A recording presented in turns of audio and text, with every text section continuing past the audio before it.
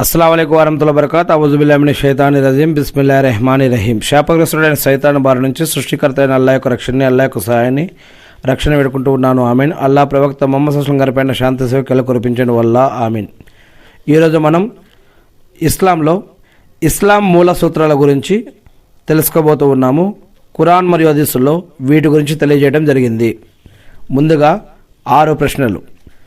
ఇస్లాం ధర్మం ఎన్ని స్తంభాలపై నిలబడి ఉంది, అవేంటి? కలిమయ్యే షహదత్ అంటే ఏమిటి? రెండవ ప్రశ్న. ఇక మూడవది, నమాజ్ మనకు ఏం గుర్తు చేస్తుంది? 4వ ప్రశ్న. సంవత్సరంలో ఎన్ని ఉపవాసాలు విధిగా పాటించాలి? 5వ ప్రశ్న. మనం జకాత్ ఎందుకు చెల్లిస్తాం? 6వ ప్రశ్న. మరణించిన తర్వాత అందరికంటే ముందు ఏ విషయం గురించి ప్రశ్నించడం జరుగుతుంది? ఇక అంశంలోకి అంటే పాఠంలోకి వెళ్దాం. ఇస్లాం మనందరి కూడా ధర్మం. ఇస్లాం అంటే తల వంచడం, అల్లా చెప్పింది వినడం, ఆయన ఆదేశానుసారం జీవించడం, ఇస్లాంను పాటించడం, అల్లా ఆజ్ఞలను సరిగా అమలు చేయటం.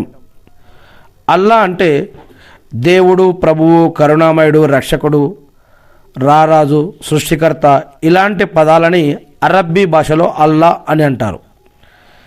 మరి ఇస్లాం అందరి శ్రేయం కోరుతూ ఉంది.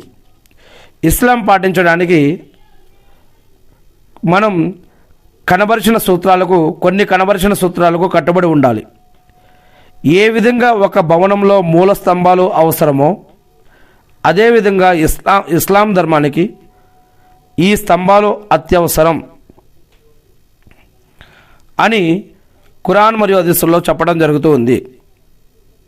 ఆ మూల స్తంభాలు లేకుంటే భవనం అనేది ఉండదు. స్తంభాలు పడిపోయాయంటే భవనం కూడా కుప్పగొలుతుంది.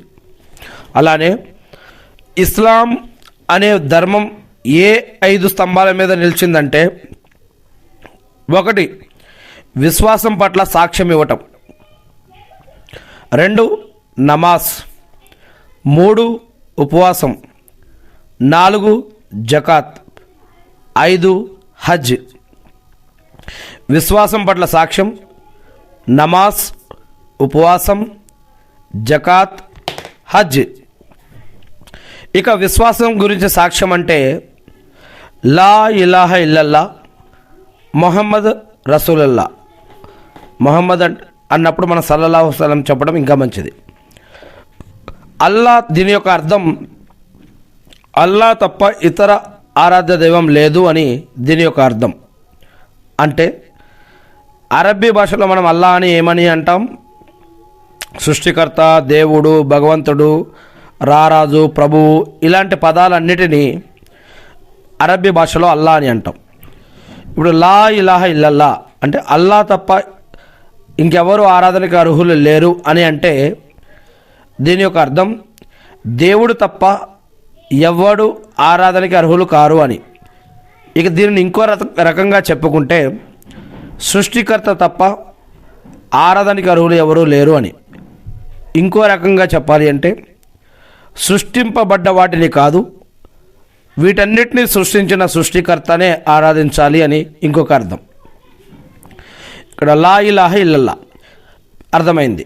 ఇక మొహమ్మద్ రసూలుల్లా అంటే మొహమ్మద్ సల్లల్లాహు అలైహి వసల్లం అనేటటువంటి ఆయన, మొహమ్మద్ అనేటటువంటి ఆయన సల్లల్లాహు అలైహి వసల్లం, ఈయన అల్లా యొక్క దాసుడు, అల్లా యొక్క ప్రవక్త. ఈయన కూడా ఒక మానవుడే, ఈయన కూడా అల్లాని ఆరాధించే ఒక భక్తుడు. అల్లా ఈయననే ప్రవక్తగా ఎన్నుకున్నాడు అని ఈ యొక్క విషయాన్ని, ఈ యొక్క సృష్టికర్త తప్ప ఆరాధనకి అర్హులు ఎవరూ లేరు కారు. ప్రవక్త ముహమ్మద్ సల్లల్లాహు అలైహి వసల్లం గారు కూడా ఈ యొక్క అల్లా యొక్క దాసుడు, ఆయన ప్రవక్తే అని నేను హృదయపూర్వకంగా అంగీకరిస్తున్నాను లేదా సాక్ష్యం ఇస్తున్నాను అని ఈ యొక్క లా ఇలాహ ఇల్లల్లా మొహమ్మద్ రసూలుల్లా అని ఈ యొక్క వాక్యాన్ని ఒప్పుకోవటాన్ని, పలకటాన్ని దీనిని విశ్వాస ప్రకటన అని అంటారు. విశ్వాసం గురించి సాక్ష్యం ఇవ్వటం లేదా విశ్వాస ప్రకటన అనేది. అషదు అన్న లా ఇలాహ ఇల్లల్లాహు వా అషదు అన్న మొహమ్మదన్ అబ్దుహు వా రసూలుహు, దీనినే కలిమా అని అంటాం. కలిమా పట్ల సాక్ష్యం ఇవ్వడం అని కూడా అంటారు. ఈ విశ్వాసం మనసారా ప్రకటించకపోతే, మనసారానే బలవంతంగా కాదు, ఎవరో చెప్పారని కాదు, అసలు దీని గురించి తెలుసుకొని ఇదేంటో తెలుసుకొని ఎందుకు ఇది చదవాలి, ఇది చదివితే ఏం చేయాల్సి వస్తుంది, ఇది చదివితే ఎలా జీవించాలి, మరి ఇది ఎందుకు చదవాలి అనేది ఎవరికి వారు తెలుసుకొని మనసారా చదవాలి, మనసారా చెప్పాలి. ఎటువంటి బలవంతాలు, ఎటువంటి ప్రమేయాలు మనం ఆశించకూడదు. మరి ఏదో పెళ్లి కోసమో, సంబంధాల కోసమో, డబ్బు కోసమో, అధికారం కోసమో, ఇంకా పదవుల కోసమో, ఇంకేదైనా వస్తువులు, ప్రాంతాలు, స్థలాలు వీటి కోసమో ఈ యొక్క పదం చెప్పినంత మాత్రాన వారు ఖురాన్ మరియు హదీసుల ఆధారంగా అటువంటి వారు మరి నిజంగా ఇస్లాంలో ఉన్నట్టు కాదు అని ఖురాన్ తెలియజేస్తూ ఉంది. మనసారా నిజంగా దీన్ని విశ్వసించి వారు సొంతగా చెప్తే మాత్రమే మరి ఇస్లాం దీనిని అంగీకరిస్తుంది. ఈ విశ్వాస ప్రకటన మనసారా ప్రకటించకపోతే అల్లా ఆజ్ఞలను ఎలా ఆలకించి పాటించగలం? కావాలంటే ఇప్పుడు మనం చెప్పుకున్న ఈ యొక్క మాట గురించి ఖురాన్లో 2వ సూరా అల్ బక్రాలో 255వ వాక్యం ఐతల్ కుర్సీ, తర్వాత వాక్యం చూడండి 256వ వాక్యం, ఇస్లాంలో బలవంతం ఏం లేదు, మంచేదో చెడేదో, పాపమేదో, పుణ్యమేదో, హరామేదో, అలా లేదో, షిరికేదో, బిదాతేదో, మరియు సృష్టికర్త ఎవరో, సృష్టి ఏంటిదో అన్నీ కూడా తేటతెల్లమైపోయినాయి. మరి ఇలాంటి ఇంకా ఈ యొక్క వాక్యమే కాకుండా ఇంకా అనేక వాక్యంలో అనేక విషయాలు చెప్పబడ్డాయి. మహాప్రవక్త ముహమ్మద్ సల్లల్లాహు అలైహి వసల్లం గారు తెచ్చిన చక్కటి మార్గం మనము స్వచ్ఛందంగా అంగీకరించగలమా? విశ్వాసరాహిత్యం అల్లా పట్ల విధేయునిగా ఎలా చేయగలుగుతుంది? ఇక 2వ స్తంభం నమాజు వేళకు సరిగా చేయాలి. నమాజ్ ఒక్కటే ప్రతిదినం 5 సార్లు మనం అల్లాకు దాసులమని గుర్తు చేస్తుంది. నమాజ్ ఒక్కటే మనం అల్లాకు దాసులమని ప్రతిరోజు కూడా గుర్తు చేస్తుంది. మరియు ఇది కేవలం శుక్రవారమా, కేవలం రంజాన్ బక్రీద్ అప్పుడేనా? లేదు, ప్రతిరోజు కూడా 5 నమాజులు మస్జిద్కు వెళ్ళి జమాత్తో కలిసి ఇమాం వెనుక నిలబడి మనం ఖచ్చితంగా చేయాలి. నమాజు వేళకు టైంకి సరిగ్గా చేయాలి. నమాజు మస్జిద్కి వెళ్ళి చేయాలి. నమాజు ఒక్కటే ప్రతిదినం 5 సార్లు మనం అల్లాకు దాసులమని గుర్తు చేస్తుంది. స్త్రీలైతే కనుక మస్జిద్కి వెళ్ళి చదువుకునే ఏర్పాట్లు కనుక ఉంటే అటువంటి మస్జిద్కి వెళ్ళి చదువుకోవచ్చు, పరదా పద్ధతి ఉన్నటువంటి మస్జిదుల్లో. లేదంటే వారు ఇంటి దగ్గర ఉండి కూడా పరదా పద్ధతిలో ఉండే అల్హమ్దులిల్లాహ్ వారు కూడా ఇంట్లో ఉండి కూడా నమాజ్ చదువుకోవచ్చు.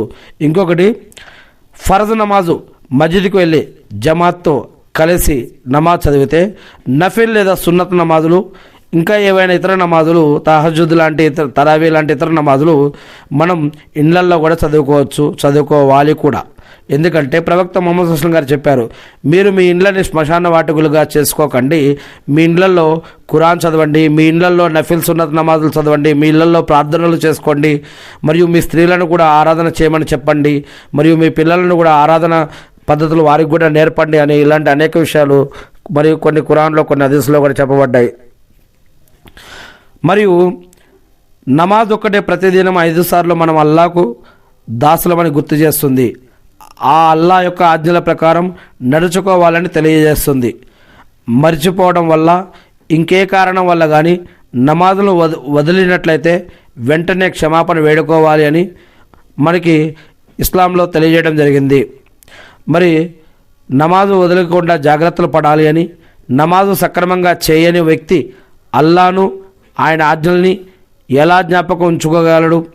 ఖురాన్లో 107వ సూరాలో కూడా నమాజ్ గురించి ఒక విషయం చెప్పబడింది. ఖురాన్లో సూరా అల్ మాఊన్ 107వ సూరాలో నమాజ్ గురించి ఒక విషయం చెప్పబడింది. మీకు ఖురాన్ మీ దగ్గర ఫోన్లో కానీ, ఇంట్లో కానీ, మస్జిద్లో కానీ ఎక్కడైనా ఉంటే అరబ్బీలో మరియు మీకు వచ్చిన భాషలో కూడా తెరిచి చూడండి 107వ సూరాలో ఏముందో. మరి అలాంటి వ్యక్తి ప్రపంచంలో కూడా మార్గభ్రష్టుడవుతాడు. నమాజుని వదిలేసినటువంటి వ్యక్తి పరలోకంలో కూడా పరాభవం పాలవుతాడు. అందుచేతనే నమాజు చేయమని మనకు నొక్కి మరీ చెప్పబడింది. మరణానంతరం, మరణించిన తర్వాత మొట్టమొదటిగా నమాజు విషయంలోనే అల్లా ప్రశ్నిస్తాడు. నమాజులు చేయని వానికి కఠిన శిక్ష కూడా ఉంటుంది అని. నమాజ్ అంటే ప్రార్థన, ఆరాధన. ఇక ఉపవాసం, మూడవ స్తంభం. రంజాన్ నెలలో ఉపవాసం ఉండాలి. రంజాన్ నెల వచ్చిందంటే మనం 1 నెల రోజులు ఉపవాస వ్రతం పాటిస్తాం. అల్లా ఆజ్ఞ ప్రకారం పగలంతా కూడా తినటం, నీళ్లు త్రాగడం మానేస్తాం. ఇస్లామీయ జీవితం పాటించేవారు ఆకలి దప్పికలను ఎదుర్కోవలసి వస్తుంది. పస్తు కూడా ఉండవలసి వస్తుంది. హలాల్ వస్తువులు ఒక్కోమారు దొరకవు. ఉపవాస వ్రతాన్ని పాటించే అలవాటు ఉన్నట్లయితే అట్టి కష్ట సమయాల్లో కూడా మనం అల్లా యొక్క ఆజ్ఞలను ఆలకించి పాటించగలుగుతాం. ఆకలి దప్పుకెల బాధను లెక్క చెయ్యం. ఇక 4వ విషయం జకాత్. జకాత్ అంటే తమ యొక్క వార్షిక సంవత్సరిక ఆదాయంలో ఒక నిర్ణీత సొమ్మును తీయాలి, దైవ మార్గంలో వెచ్చించాలి. ఐశ్వర్యం, డబ్బు పట్ల ప్రేమ మానవుణ్ణి చక్కటి మార్గం నుంచి తొలగిస్తుంది. జకాతు మన హృదయాల నుండి ధన వ్యామోహాన్ని తొలగించి అల్లా పట్ల ప్రేమను పెంచుతుంది. సొమ్ము అనే విషవలయంలో పడి దైవ ఆజ్ఞలను విస్మరించే ప్రమాదం నుండి జకాత్ మనల్ని కాపాడుతుంది. ఇక 5వ విషయం హజ్. జీవితంలో ఒక్కసారైనా కనీసం కాబా అనే గృహం దగ్గరికి వెళ్ళి హజ్ చేయాలి. అల్లా పట్ల ఉన్న విధేయత ప్రపంచ ప్రజలందరూ సామూహికంగా వ్యక్తపరుస్తూ ఉండాలి. అలా లేకపోతే కొంతమంది అల్లా యొక్క ఆజ్ఞల్ని అనుసరిస్తారు, మరికొందరు అందులో ఆటంకాలు సృష్టిస్తారు. అందుచేతనే అల్లా మక్కాలో ఉన్న తన గృహాన్ని పావనం చేశాడు. దానిని ప్రపంచ శాంతి నిలయంగా, అల్లా యొక్క గృహంగా, ఆరాధనా స్థలంగా, కిబ్లా దిశగా, ఇంకా అనేక రకాల విషయమై మరి దానిని స్థాపించడం జరిగింది. ప్రపంచవాసులందరూ సంవత్సరానికి ఒక పర్యాయం అక్కడ సమావేశం కావాలి అని కొంతమంది చెప్తారు. కానీ జీవితంలో ఒక్కసారైనా హజ్ చేయాలని మరి ఇస్లాం తెలియజేస్తుంది. మరి అల్లా యొక్క ఆజ్ఞల ప్రకారం నడుచుకోవాలి. అందరి జీవితాలను ఆ ఆజ్ఞల ప్రకారం మలుచుకోవాలి కూడా. అల్లా ఇచ్చిన ఆజ్ఞల ప్రకారం నడుచుకోవడానికి ఈ 5 విషయాలు అతి ముఖ్యం. అందుచేతనే ఈ 5ంటికి సత్య ధర్మ స్తంభాలు అని, అర్కాన్ అని అంటాం. అరబ్బీ భాషలో రుకున్ అంటే స్తంభం అని అర్థం. ఈ 5 మూల స్తంభాలపైనే ఇస్లాం అనే భవనం నిలబడి ఉంది అని మరి చెప్పడం జరిగింది. ఆ 5 విషయాలు, మొదటిగా విశ్వాస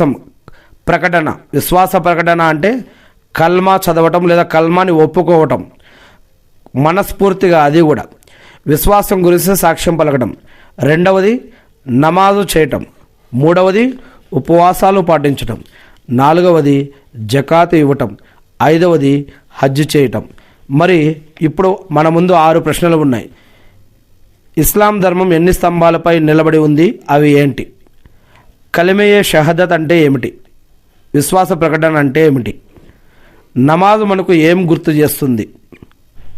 సంవత్సరంలో ఎన్ని ఉపవాసాలు విధిగా అంటే ఫర్జ్గా పాటించాలి? మనం జకాత్ ఎందుకు చెల్లిస్తాం? మరణించిన తర్వాత అందరికంటే ముందు ఏ విషయం గురించి ప్రశ్నించడం జరుగుతుంది? అల్లా సుబ్హానహు వ తఆలా మనందరికీ సరైన మార్గాన్ని, జ్ఞానాన్ని ప్రసాదించమని, మొహమ్మద్ సల్లాల్లాహు అలైహి వసల్లం గారి పైన శాంతి సుఖాలు కురిపించమని, మనందరికీ ఇహపరలోకాల్లో సహాయం చేయమని నేను ఆ సృష్టికర్త అయిన అల్లాహ్ను ప్రార్థిస్తూ ఉన్నాను. ఆమీన్.